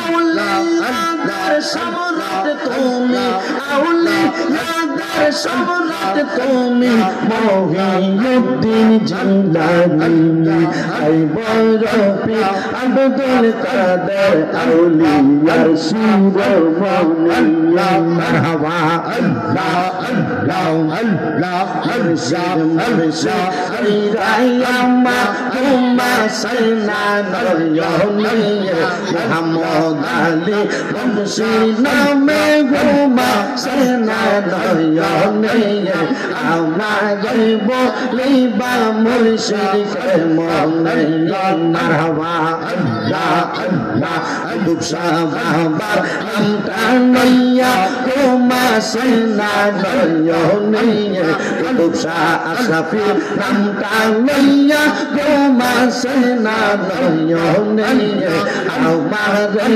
বলিবা দুসা কে মনে মারহাবা আল্লাহ আল্লাহ আল্লাহ আল্লাহ তোমায় আমি ভালোবাসি পাগলের মতো মনে চাইলে এই পাগল ছুটে গত মারহাবা আল্লাহ আল্লাহ তোমায় আমি ভালোবাসি পাগলের মতো মনে চাইলে এই পাগল ছুটে গত মারহাবা আল্লাহ আল্লাহ সমাজে কলঙ্কি আমি গলাই কলঙ্কের মালা সমাজে কলঙ্কি আমি গলাই কলঙ্কের মালা আমার বলিবা কুলসাকের মনে মারহাবা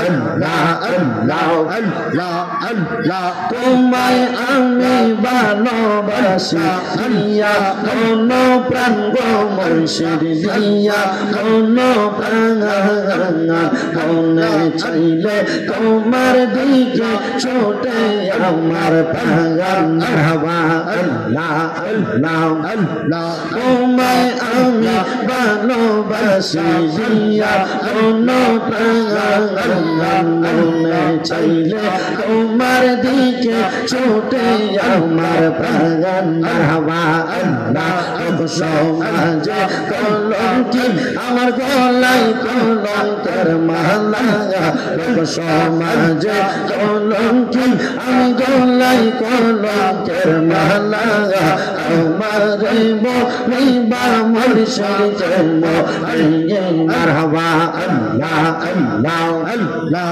আল্লাহ আল্লাহ আল্লাহ আল্লাহ তোমরা আমায় কি বুঝাইবা অন্তর কইরা কালা আমি জানি গো গাজীপুরের নামে আছে কত জালা মারহাবা আল্লাহ আল্লাহ আল্লাহ আমি জানি গো মুর্শিদ নামে আছে কত জালা মারহাবা আল্লাহ আল্লাহ এই জগতে প্রেম করিয়াও কয়জন আছে ভালা এই গো কয়জন আছে ভালা মারহাবা আল্লাহ উপর উপর দেখতে ভালা ভিতর কইরা কালা আরে উপর উপর দেখতে ভালা ভিতর কইরা কালা আমি জানি গো মুর্শিদ নামে আছে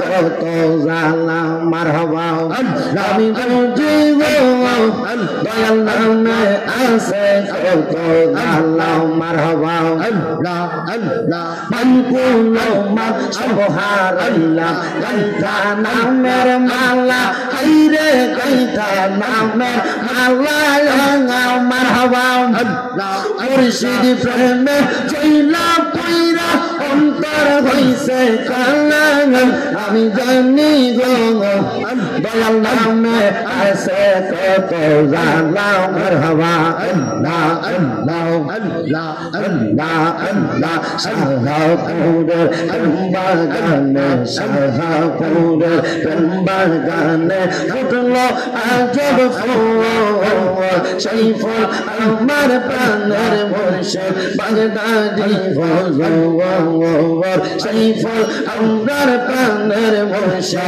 সরকার শাহ জঙ্গর মারহাবা আল্লাহ আল্লাহ আল্লাহ আল্লাহ বাগানে আল্লাহ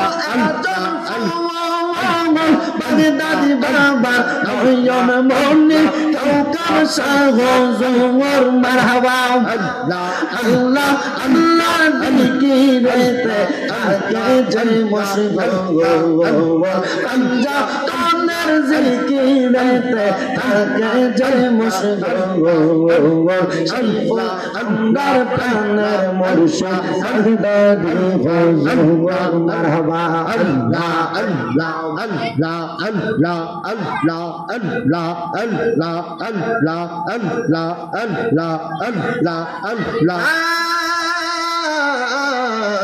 ইলাহা ইল্লাল্লাহু মুহাম্মাদুর রাসূলুল্লাহ সাল্লাল্লাহু আলাইহি ওয়াসাল্লাম। জবান বন্ধ নাই, মুহাব্বতের আওয়াজে পড়েন আলহামদুলিল্লাহ। জিকির করলাম কার? শুধু আল্লাহর না, আল্লাহর জিকিরের সাথে আউলিয়া কেরামের নামও বলেছি। এখন অনেকে আপনারা প্রশ্ন করবেন, এ শামীম রাজা, তোমরা যে আল্লাহর জিকিরের সাথে মুর্শিদের জিকির করো, এটার কারণটা কি? আল্লাহর জিকিরের সাথে তো মুর্শিদের জিকির চলে না। না না না, আমার আল্লাহর নবী রাহমাতুল লিল আলামিন নবী হাদিসে মুবারাকার মধ্যে বলে, জিকরুল আম্বিয়া মিনাল ইবাদাতি ওয়া জিকরুস সলিহিনা কাফারা। নবীদের নামের জিকির করলে ইবাদত হয়, মানে নবীর নামের দুরূদ পড়লে জিকির করলে ইবাদত হয়। আর আউলিয়া কেরামের নাম, পীর মুর্শিদের নামের জিকির করলে গুনাহ মাফ হয়। মারহাবা বলবেন না? আউলিয়া কেরামের নাম, পীর মুর্শিদের নাম জপন করলে জীবনের গুনাহ মাফ হয়।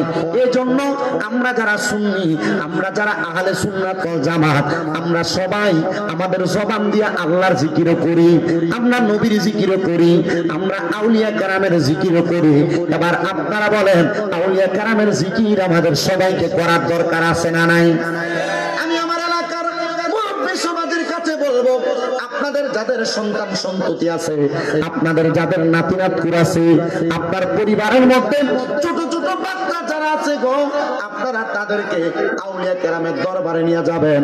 প্রতি বৃহস্পতিবারে আপনি যেই দরবারের বায়াত, ওই দরবারের মাহফিলে নিয়ে যাবেন। প্রতি মাসে মাসে আপনার দরবারে যে মাহফিল হয়, সে মাহফিলে নিয়ে যাবেন। আপনি যদি সম্ভব হয়, আপনি সদা সর্বদা গাউসে পাক আব্দুল কাদের জিলানীর 11 শরীফের মাহফিলটা করবেন। যদি আপনার সম্ভব হয়, আপনারা দুনিয়ার জমিনের মধ্যে থাকা অবস্থায় আপনারা হযরত শাহ আব্দুল্লাহ গাজীপুরের মাজারে প্রত্যেক বৃহস্পতিবারে আপনার সন্তান নিয়ে যাবেন। বলে হুজুর কেন গো? এটার কারণ হইল, যদি আপনি আপনার সন্তানদেরকে, আপনার নাতিদেরকে, ছোট ছোট বাচ্চাদেরকে আউলিয়া কেরামের দরবারটা আপনি চিনাইতে পারেন, আপনার লাভ কিন্তু একটা হবে না, আপনার দুনিয়াতেও লাভ হবে, আখিরাতেও লাভ হবে। কারণ ওই সন্তান যখন আপনার মরণের পরে গাজীপুরের মাজারে যাবে, ওই সন্তান যখন মোহাম্মদ আলী বকশির মাজারে যাবে, ওই সন্তান যখন কুতুব শাহ আশরাফিয়া দরবারে যাবে, শাহজালাল শাহ পুরানের মাজারে যাবে, ওই সময় সন্তানটা মুনাজাতের মধ্যে হাতটা বাড়ায়া আপনার জন্য রব্বির হামহুমা কামা রব্বায়ানি সগীরা বলে দোয়া করবে। মুসলমান, এই জন্য আপনাদের সবার কাছে করজোরে আবদার, আপনারা আপনাদের ছোট ছোট বাচ্চাদেরকে আউলিয়া কেরামের দরবার চিনাইবেন। কেউ যদি আপনারা বলেন পীরের দরবারে যাওয়া বেদাত, পীরের দরবারে যাওয়া শিরক, ওলিদের মাজারে যাওয়া বেদাত, ওলিদের মাজারে যাওয়া শিরক, তারা বলবা তুমি আমার যত শিরক বেদাতের কথা বলো না কেন, আমি এটা মানবো না। কারণ হইল আউলিয়া কেরামের কারণে আমরা বাংলাদেশের মুসলমান যারা দাবি করি, আমরার বাপ দাদা 14 কুষ্টিরা পরনের মধ্যে দুটি থাকতো, দুটি। আর পীর মাশায়েখ বাংলাদেশে আগমন কইরা আমরার পরম থেকে দুটি কইলা লুঙ্গি পরাইছে। এই জন্য আমরা আউলিয়া কেরামের দরবারে যাই। হযরত শাহজালাল আমিনী যদি বাংলাতে আগমন না করত, আমরা মুসলমান দাবি করতে পারতাম না। হযরতে শাহ মাকদুম যদি বাংলাতে আগমন না করত, আমরা মুসলমান দাবি করতে পারতাম না। এই বড় বড় আল্লাহর ওলিদের কারণে আমরা মুসলমান দাবি করি। ওই সিলেটের জমিনে যখন হযরতে শাহজালাল আমিনী আগমন করছে গো, ওই আগমনের সময় সিলেটের বিধর্মীরা বাদশা গোবিন্দ আল্লাহর ওলিদেরকে কষ্ট দিছে, তীর মারছে, পাথর মারছে রে। ওই পাথরের আঘাত খায়া আল্লাহর ওলিরা ইসলাম ধর্ম ত্যাগ করে নাই। জোরে শোনে পড়েন আল্লাহু আকবার। শাহজালাল ভাই উপরে একটু মুহাব্বতের আওয়াজে দুরূদ শরীফ পড়েন আল্লাহুম্মা সাল্লি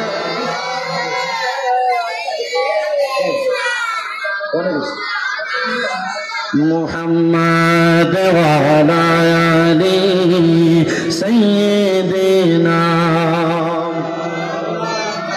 ওলিদের ওলি যিনি গাউসুল আজম জিলানী, ওলিদের ওলি যিনি গাউসুল আজম জিলানী, বাগদাদে জন্ম কুতুবে রাব্বানী। বলেন বাগদাদে জন্ম কুতুবে রাব্বানী। বলেন ওলিদের ওলি যিনি গাউসুল আজম জিলানী, ওলিদের ওলি যিনি গাউসুল আজম জিলানী, বাগদাদে জন্ম কুতুবে রাব্বানী। বলেন বাগদাদে জন্ম কুতুবে রাব্বানী। বংশ তোমার হাসান হুসাইনি, তুমি হইলাম ফাতেমার নয়নের মণি। বলেন বংশ তোমার হাসান হুসাইনি, তুমি গাউসে মা ফাতেমার নয়নের মণি। দয়ার নগর দাও গো আমায় ও গো গাউসে সামদানি, দয়ার নগর দাও গো আমায় ও গো গাউসে সামদানি। বাগদাদে জন্ম কুতুবে রাব্বানী। বলেন বাগদাদে জন্ম কুতুবে। তোমার কাঁধে নবীজির কদম, সব ওলিদের কাঁধে তুমি গাউসের কদম। বলেন তোমার কাঁধে নবীজির, আরে সব ওলিদের কাঁধে তুমি গাউসের কদম। দয়ার নজর দাও গো আমায় ও গো গাউসে সামদানি, দয়ার নজর দাও গো আমায় ও গো গাউসে সামদানি। বাগদাদে জন্ম কুতুবে রাব্বানী। বলেন বাগদাদে জন্ম কুতুবে। এবার আপনারা বলেন ওই আউলিয়া কেরামের অনুসরণ আমাদের করার দরকার আছে না নাই? কথা কোন কম না বেশি? শুধু নিজে করবেন না, নিজের সন্তানদেরকে শিখাইবেন। শুধু সন্তানদেরকে শিখাবেন না, এলাকার মধ্যে বাড়ির মধ্যে ছোট ছোট বাচ্চা থাকলে এদেরকেও আউলিয়া কেরামের দরবারে নিয়ে যাবেন। তো যেই কথা বলতেছিলাম, আউলিয়া কেরামের নুরানি নেক নজর, নুরানি সোহবত আমাদের সিনার মধ্যে লাগলে আমাদের সিনাটাও পরিবর্তন হয়ে যায়। মারহাবা বলবেন না? আর মুহাব্বতের আওয়াজে বলেন না মারহাবা। এ মুসলমান ইমানদার, শাহজালাল ইয়ামিনী যখন বাংলাতে আগমন করেছেন, ওই সময় বাদশাহ গোবিন্দ ওনাদেরকে বড় প্রহার করেছে। শুধু প্রহার করে নাই রে বাবা, হযরতে শাহজালাল ইয়ামিনী যখন ওই সুরমা নদীর একটা পাড়ের মধ্যে ছিল, গোবিন্দ বাদশাহ নদীর ওই পারে বড় বড় পাথর দিয়া নদীর একটা পার বন্ধ করে রাখছে। শাহজালাল ইয়ামিনী বলে, জগতের মানুষ, আমরা যেন নদী না পার হইতে পারি। তারা আমাদের সামনে থেকে সকল প্রকার নদী পারাপার রাস্তা বন্ধ করে দিছে। কিন্তু আমি শাহজালাল ইয়ামিনীকে আমার আল্লাহ তাআলা এমন একটা তৌফিক দান করেছে, আমি যদি সালাতুল ইস্তিসকার নামাজ আল্লাহ তাআলার দরবারে 2 রাকাত আদায় করি, আর আদায় করে নামাজের মুসল্লাটা বিছায়া সুরমা নদীটা পাড়ি দেওয়ার জন্য চেষ্টা করি, আমার আল্লাহ তাআলার কুদরতে আমার নামাজের মুসল্লাটা ওই সুরমা নদীতে বাসায়া বাসায়া আমি শাহজালাল ইয়ামিনীকে নদী পার করে দিতে কোন মারহাবা। ইসলামের দাওয়াত। গোবিন্দ বাদশাহ রাজপ্রাসাদের একবার উপর থেকে বড় বড় পাথর নিক্ষেপ করতেছে আল্লাহর ওলিদের দিকে। শুধু পাথর নিক্ষেপ করে নাই, তীর নিক্ষেপ করেছে আল্লাহর ওলিদের দিকে। হযরতে শাহজালাল ইয়ামিনী বলছে, আমার মজলিসে এমন কোন মানুষ আছো যার 40 দিন পর্যন্ত আসরের নামাজের সুন্নত কাজা হয় নাই? কেন? বলে তুমি আযান দাও। একজন জবাব দেয় না। এমন টাইমে একজন আল্লাহর বান্দা জবাব দিয়েছেন, যার নাম হযরতে নাসিরউদ্দিন সিফা সাহেব, যিনি হবিগঞ্জের চুনারু ঘাটে শুয়ে আছেন, যিনার মাজার পশ্চিম দিকে মাথা আর পূর্ব দিকে পাও। কবির পুকুর পাড়ের কবরস্থানে এমন কোন কবর আছে যেটার মাথা পশ্চিম দিকে? সব উত্তর দক্ষিণ, শরীর বিধান। কিন্তু হযরতে শাহজালাল ইয়ামিনীর সফর সঙ্গী ছিলেন নাসিরউদ্দিন সিফা সালাহ। ওনাকে বলা হইল, আপনি একটু আযান দেন, আপনার যদি আসরের নামাজ শূন্য কাঁচা না হয়ে আজান দেন। নাসিরউদ্দিন সিফাসালা শুধু আজান দিতেন, আল্লাহু আকবার আল্লাহু আকবার। গুরু গোবিন্দ বাদশার বড় রাজপ্রাসাদ ভাঙ্গা চুরমাচুর হয়ে গেছে। অবাক হয়ে গেছে। আরে মুসলমানের আল্লাহু আকবারের একটা আজানের ধ্বনিতে যদি রাজপ্রাসাদ ভেঙে যায়, আপনারা বলেন আমরা যদি আল্লাহু আকবারের ধ্বনি দিয়ে বাংলাদেশের যে জায়গায় মাজারগুলো ভাঙা হচ্ছে, আমরা যদি প্রতিবাদ করি, এই মাজার যারা ভাঙবে এদেরকে লুণ্ঠন করা সম্ভব কি সম্ভব না? আমরা বাংলাদেশের আজকে কাটামিল থেকে বাংলাদেশের হাইকোর্ট মাজার স্থানান্তর করার জন্য যে উগ্রবাদী অ্যাডভোকেট পদক্ষেপ নিয়েছে, আমরা কুমিল্লার কাটামিল থেকে একটা কথা আওয়াজ করতে চাই, বাংলাদেশের সুন্নি মুসলমান ঘুমায়া যায় নাই। তাকবীরের আওয়াজে আপনাদেরকে লুণ্ঠন করে দেওয়া আমাদের জন্য সামান্য সময়ের ব্যাপার। আপনারা বলেন আমরা এখন এক হয়ে বাংলাদেশের প্রত্যেকটা আউলিয়া কেরামের মাজার রক্ষা করতে রাজি আছি। কারা কারা হাত উঠে আল্লাহকে দেখায়? নারে তাকবীর, নারে রিসালাত, নারে গাউসিয়া। হযরতুল আল্লামা আমিনুল ইসলাম আকবরী সাহেবের আগমন। চার স্বাগতম। এই মাহফিলের পক্ষ থেকে লাল গোলাপ শুভেচ্ছা। নারে তাকবীর, আল্লাহু আকবার। নারে রিসালাত, ইয়া রাসূলুল্লাহ। নারে পাক পাঞ্জাতন, ইয়া পাক পাঞ্জাতন। নারে গাউসিয়া, ইয়া গাউসুল আযম। প্রধান বক্তার আগমন। শুভেচ্ছার স্বাগতম। কাটাবিলবাসীর পক্ষ থেকে লাল গোলাপ শুভেচ্ছা। হযরতুল আল্লামা মুফতি